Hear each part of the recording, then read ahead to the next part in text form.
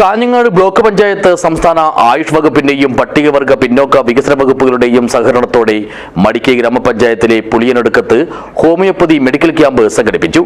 മടിക്കൈ ഗ്രാമപഞ്ചായത്ത് president S Preetha പരിപാടി ഉദ്ഘാടനം ചെയ്തു. This news sponsored by Bobby Chemmanur international jewellers.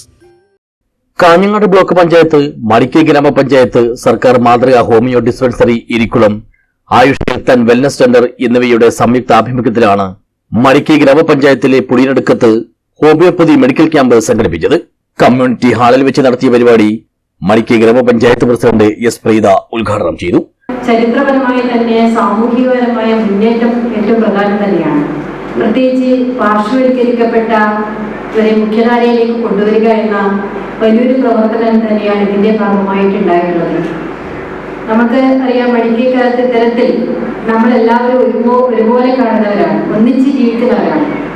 അതുകൊണ്ട് തന്നെ എല്ലാവരുടെയും ജീവിത സാഹചര്യങ്ങളൊക്കെ ഒരുപാട് മെച്ചപ്പെട്ടിട്ടുണ്ട്. പ്രത്യേകിച്ച് നമ്മുടെ ഇപ്പോൾ ഉന്നതിക്കൂട്ടം എന്ന തരത്തിലേക്കാണ് ഇതിനെ വിശേഷണം ചെയ്യപ്പെട്ടിട്ടുള്ളത്. ഊര് എന്ന് പറയുമ്പോൾ ഒരു വിഭാഗത്തിലേക്ക് അത് ഒതുങ്ങാതെ ഉന്നതി എന്ന് പറയുമ്പോൾ അവരുടെ ക്ഷേമത്തിന് വേണ്ടിയുള്ള പ്രവർത്തനത്തിന് വേണ്ടിയാണ് നമ്മൾ ഇത്തരത്തിലുള്ള പരിപാടികളൊക്കെ സംഘടിപ്പിക്കുന്നത്. ചടങ്ങിൽ പഞ്ചായത്ത് ആരോഗ്യ വിദ്യാഭ്യാസ standing committee chairperson Rama Padmanabhan അധ്യക്ഷയായി. കാഞ്ഞങ്ങാട് ഹോമിയോ ആശുപത്രിയിലെ NIM medical officer doctor S Priyanka ലഹരിവിരുദ്ധ ബോധവൽക്കരണ ക്ലാസ് എടുത്തു.